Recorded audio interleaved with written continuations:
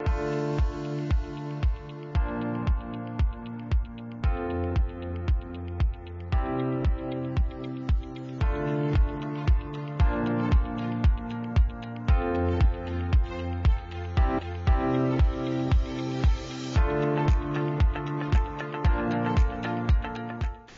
JM financial के videos in horizon के book review section में आपका स्वागत है। आज हम जिस पुस्तक के बारे में चर्चा करेंगे उसका नाम है the art of thinking clearly, a best seller written by Rolf Dobelli. ये जो पुस्तक है, ये जो किताब है, ये सोचने के बारे में हमें बताती है, लेकिन टाइटल जिस तरह से लिखा गया है आर्ट ऑफ थिंकिंग क्लियरली, ये किताब एक्चुअली हमको ये बताती है कि हम सोचते कैसे हैं, और ये जो हम सोचते कैसे हैं उसमें जो गलतियां होती है उसके ऊपर नजर करती है। अलग अलग प्रकार की 99 परिस्थितियों के बारे में चर्चा की गई है। ज्यादातर हमारी सोच के बारे में, हमारी निर्णय लेने की क्षमता के बारे में बात करी गई है, लेकिन 99 का आंकड़ा जो है उसमें भी रॉल्फ लिख रहा है कि शायद सबके सब परिस्थितियां उसने कवर नहीं की है, इससे ज्यादा संभावनाएं हैं। और ये जो गलतियां होती है उस विषय में ये पुस्तक ने बहुत सुंदर तरह से बताया है। परंतु ये लेखक ये भी कहते हैं कि ये पुस्तक में जो भी लिखा गया है ये मैंने औरों से सीखा है। बहुत सारे स्कॉलर्स हैं जिन्होंने कुछ लिखा है, कुछ रिसर्च किया है, कुछ अलग अलग काम किया है अपने अपने क्षेत्र में। उनकी जो विजडम है उसको मैंने ये पुस्तक में सामान्य व्यक्ति की भाषा में लिखा है। तो रॉल्फ डोबेली का कहना यह है कि वो तो एक ट्रांसलेटर का काम कर रहे हैं, लेकिन क्या ट्रांसलेशन किया है?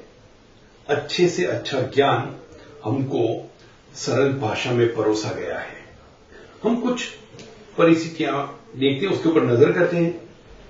कई बार ये देखा गया है कि कभी कभी आकाश में जब कुछ बादल दिखते हैं तो हम वो बादल के आकार के बारे में सोचने लगते हैं कि कभी आपको उसमें वृक्ष दिखेगा, कभी हमको भारत देश का नक्शा दिखेगा, कभी हमको वहां पे कुछ खरगोश दिखेगा।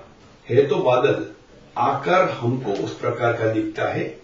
बारिश के दिनों में जब पानी भर जाता है रास्तों पे, तो वो जो पानी जहां पे भरा है उसके आकार के बारे में भी हम सोचते हैं और वहां पे हमको कुछ अलग सी पैटर्न दिख जाती है। दूसरी परिस्थिति देखते हैं, जब जीवन में कुछ दुर्घटना घटती है तो मन में पहला प्रश्न ये आता है कि ये मेरे साथ क्यों हुआ। दुर्घटना कोई अच्छी बात होती है तब मन में ये प्रश्न नहीं आता कि ये मेरे साथ क्यों हुआ। तीसरा, निवेश की दुनिया पे नजर करें तो कई बार निवेशक या तो बहुत देर से निवेश करते हैं या कुछ जल्दबाजी में अपने पैसे निवेश में से निकाल लेते हैं। अगर इनमें से कोई भी घटना आपको लग रहा है कि या तो आपके साथ घटी है या आपने अनुभव किया है या आपने किसी को ये करते देखा है, तो आप सबके लिए ये पुस्तक पढ़ना अनिवार्य है। तो हम ये पुस्तक में से 2 बायसेस के बारे में बात करेंगे। बहुत सारे बायसेस हैं, लेकिन रिव्यू के लिए हम केवल 2 बायसेस की बात करेंगे। पहला बायस, जिनको लेखक ने कहा है फोरकास्ट इल्यूजन। इल्यूजन यानी कि भ्रम, फोरकास्ट यानी कि भविष्य के बारे में जानना। तो भविष्य के बारे में जानकारी होने का जो भ्रम है उस विषय में बात कर रहे हैं। ये एक मनुष्य स्वभाव है, हमको आज भविष्य जानने की बहुत ज्यादा तीव्र इच्छा होती है। क्या होने वाला है, क्या होगा, अच्छा होगा या बुरा होगा। और ये जब बहुत सारे लोगों की इस प्रकार की इच्छा होती है तो एक पूरी इंडस्ट्री बन जाती है जो फोरकास्ट करते हैं। और ये इंडस्ट्री शब्द मैं नेगेटिव अर्थ में नहीं बोल रहा हूं, परंतु हकीकत ये है कि ये इंडस्ट्री बन चुकी है। लेकिन ये जो भविष्यवाणी करते हैं उसमें से कितनी सही और कितनी गलत है ये कौन देखता है। जहां तक मेरा मानना है इस चीज को नजरअंदाज किया जाता है। लेकिन फिलिप टेटलॉक ने आके इस विषय पे अभ्यास करना शुरू किया। कुछ 284 अलग अलग फोरकास्टर के 28,361 अलग अलग प्रेडिक्शंस का उन्होंने अभ्यास किया। ये अभ्यास का परिणाम ये निकला, एक्सपर्ट्स थे, उनके फोरकास्ट अगर किसी रैंडम मशीन को कुछ भी फोरकास्ट करने बोल दिया होता तो उससे थोड़ा सा ही ज्यादा अच्छा उनका ट्रैक रिकॉर्ड था एक्सपर्ट्स का। रैंडमली आप कोई भी नंबर दे दो, 100 लोगों को, 1000 लोगों को बोलो कि कुछ नंबर पकड़ो, तो उनका जो परिणाम आएगा उससे एक्सपर्ट्स थोड़े ही ज्यादा अच्छे थे।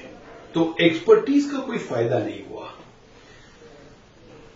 उसमें भी जो मीडिया में ज्यादा आते थे, टेलीविजन हो, न्यूज़पेपर हो, कहीं पे भी हो, जो मास मीडिया में ज्यादा जिनकी प्रेजेंस रहती थी, वो एक्सपर्ट्स का ट्रैक रिकॉर्ड खराब रहा। और जो ज्यादातर नेगेटिव प्रेडिक्शन करते थे उनका और भी खराब रहा। लेकिन एक मजे की बात ये निकल के आई ये अभ्यास में से, सामान्यतः हम ये सोचते हैं कि कोई भी क्षेत्र में जिनका परफॉर्मेंस अच्छा हो उनकी पॉपुलैरिटी अच्छी बनती है। लेकिन फोरकास्टिंग की दुनिया में एक बहुत ही इंटरेस्टिंग चीज बनी, जो ज्यादा पॉपुलर थे उनका परफॉर्मेंस सबसे खराब था। नाउ इसका अर्थ ये नहीं है कि सभी फोरकास्टर खराब है या तो फोरकास्टर की तरफ नजर ही नहीं करनी चाहिए। आप अपने फोरकास्टर या तो किसको फॉलो करना है वो पता करने में सावधानी रखें। दूसरा बायस जो रॉल्फ डॉबेली ने बात करी वो है डोमेन डिपेंडेंस, कि आप एक क्षेत्र के निष्णात है उसका अर्थ ये नहीं बनता कि आप दूसरे क्षेत्र में भी एक्सपर्ट होंगे। जब आप मैथमेटिक्स के प्रोफेसर को बायोलॉजी का प्रश्न पूछेंगे तो मैथमेटिक्स में कितने ही अच्छे हो, बायोलॉजी के प्रश्न वो उत्तर नहीं दे पाएंगे। एक्सपर्टीज एक जगह पे है उसका अर्थ ये नहीं कि दूसरी जगह पे भी एक्सपर्टीज हो। रॉल्फ ने अपने एक मित्र का उदाहरण दिया है, और ये जो मित्र है उनको एडवेंचर स्पोर्ट्स का शौक है। ये पहाड़ों पर चढ़ जाते हैं और जो रॉक क्लाइंबिंग करते हैं तो खुले हाथ से रॉक क्लाइंबिंग करते हैं। पूरे हाथ पे अपना वजन लेके वो ऊपर चढ़ते हैं ऊंची ऊंची पहाड़ियों पे। पहाड़ के ऊपर चढ़ने के बाद वो सेफ्टी के मिनिमम इक्विपमेंट लेकर कूदते हैं। जान जोखिम में डालने वाले खेल करते हैं। लेकिन यही मित्र अपना बिजनेस शुरू करने से डरते हैं कि कहीं बिजनेस में दिवाला ना निकल जाए। जब रॉल्फ डॉबेली को ये बात का पता चला तो उन्होंने अपने मित्र को बताया कि तुम जो कर रहे हो, जान का जोखिम ले रहे हो, मैं तुम्हारी जगह पे होता तो बिजनेस का दिवाला हो जाए वो पसंद करता मरने के बदले। और ये बात वो दोस्त को पसंद नहीं आई। जान का जोखिम लेने के लिए तैयार है, पैसों का जोखिम लेने को तैयार नहीं है।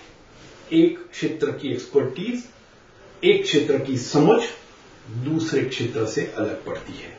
और ये हम कई बार कई जगहों पे देखते हैं, खास करके निवेश की दुनिया में।